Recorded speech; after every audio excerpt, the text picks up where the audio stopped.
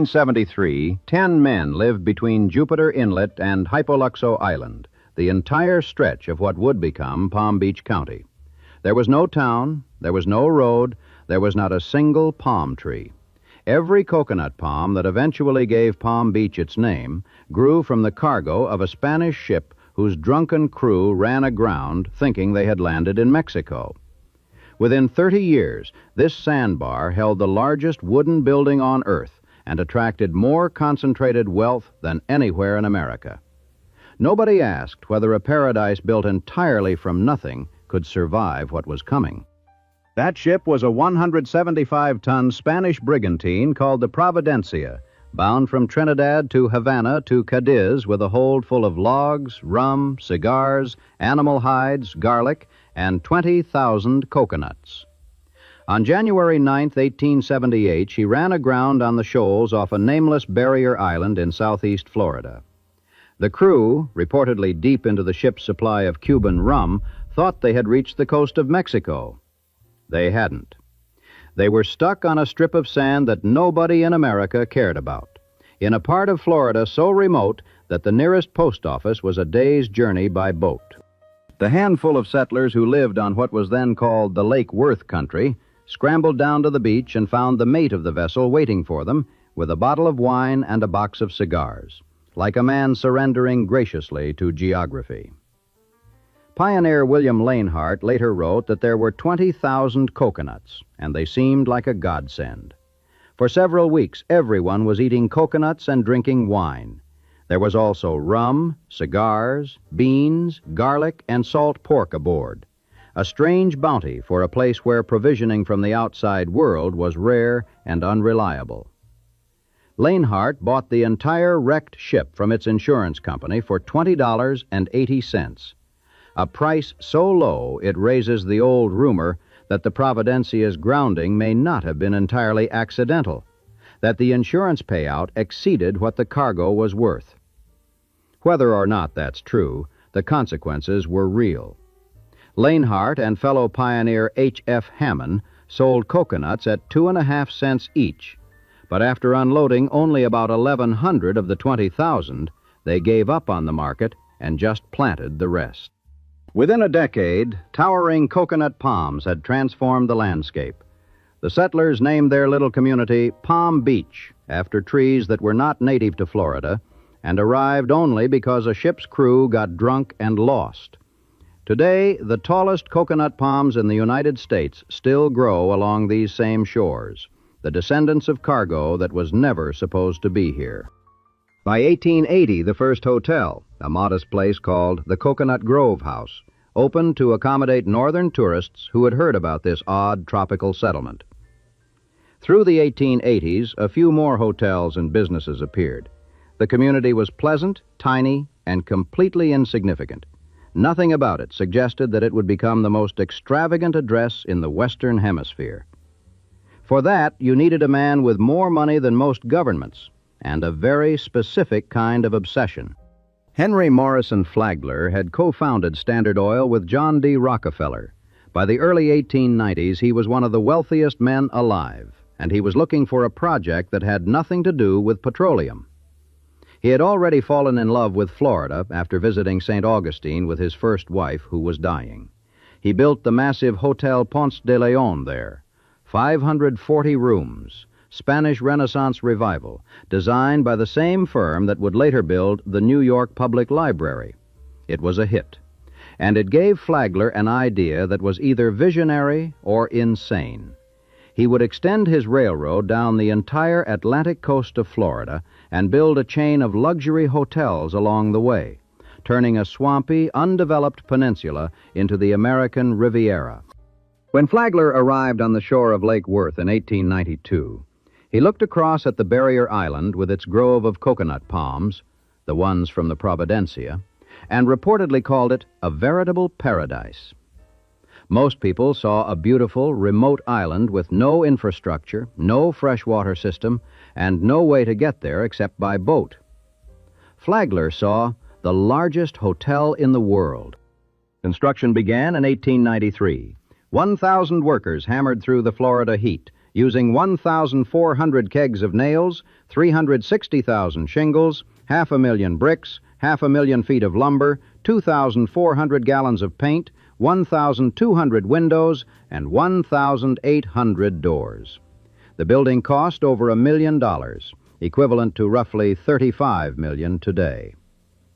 On February 11, 1894, the Royal Poinciana Hotel opened its doors on the shore of Lake Worth.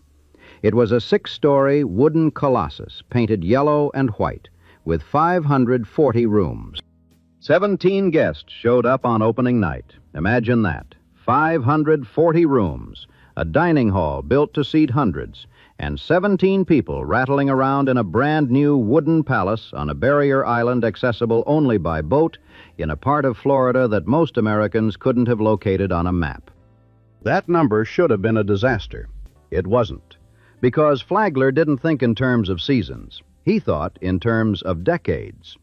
He had built a special railroad car in Delaware, plastered with pictures of Florida, and sent it touring through the northeastern United States as a rolling advertisement.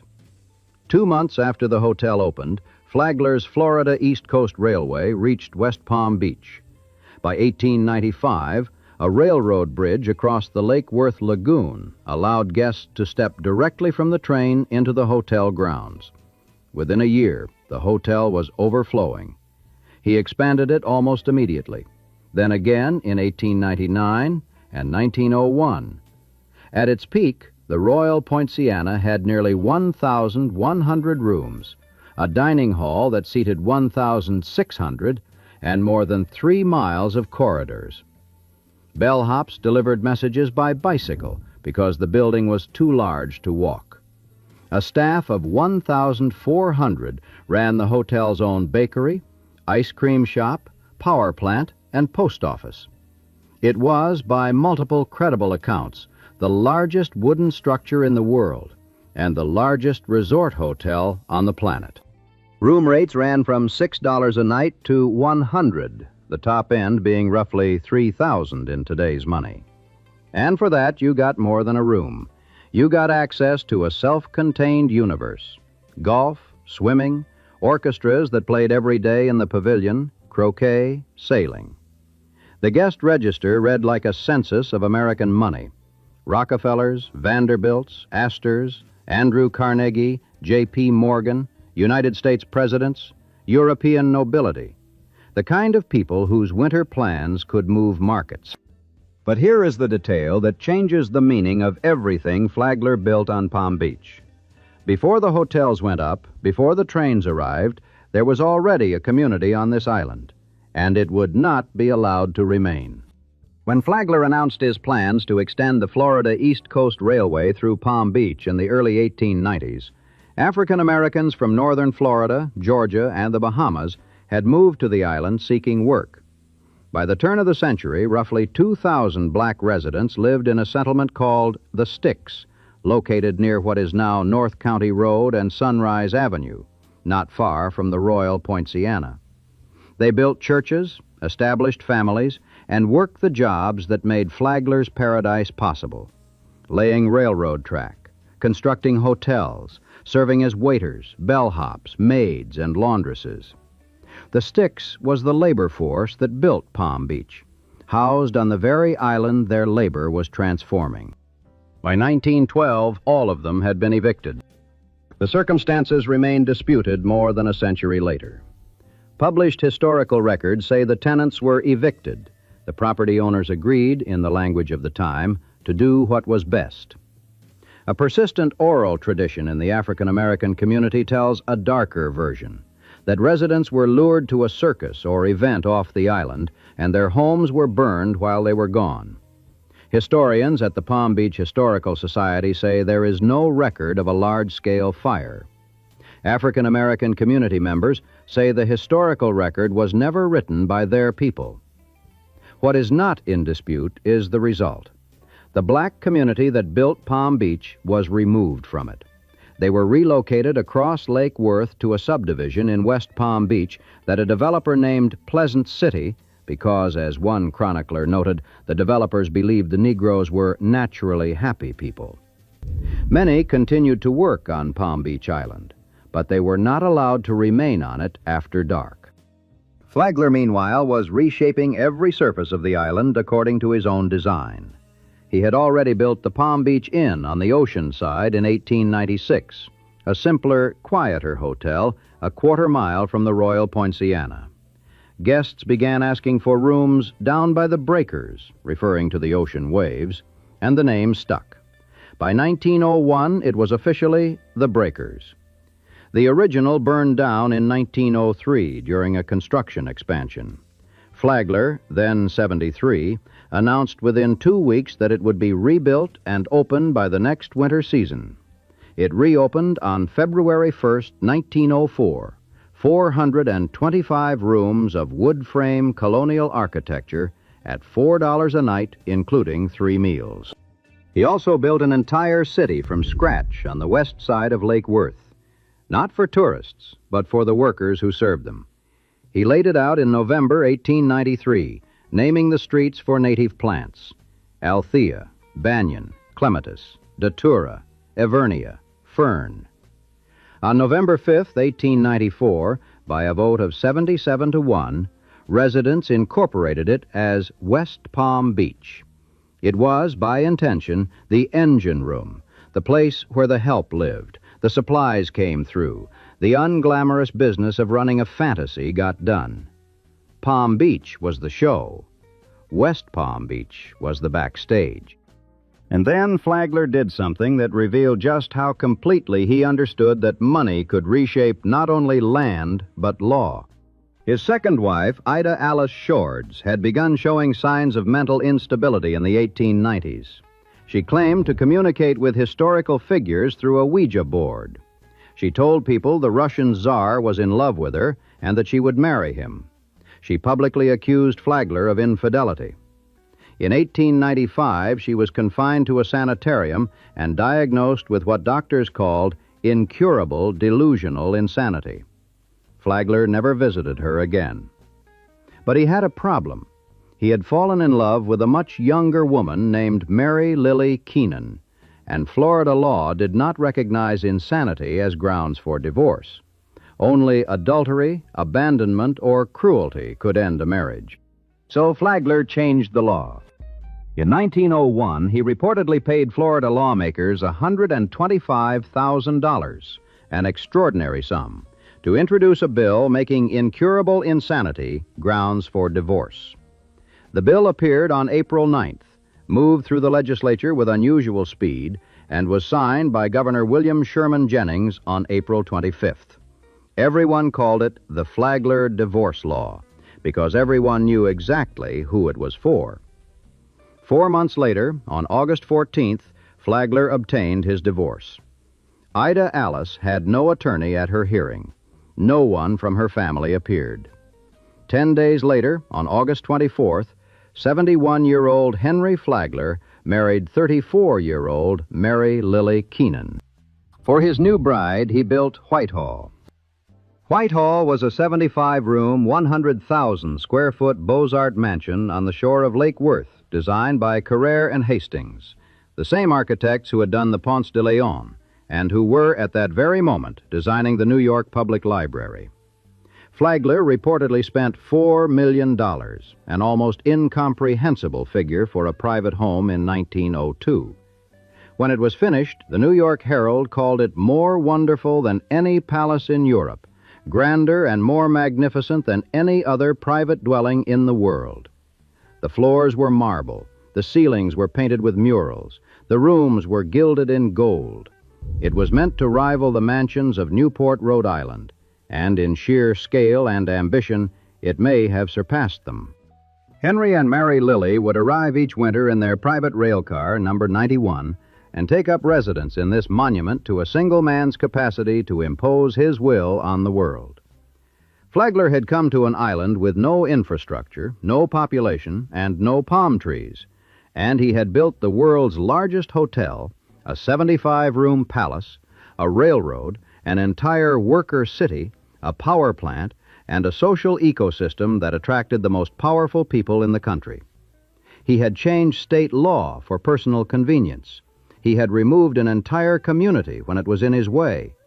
He had conjured a civilization from sand and money.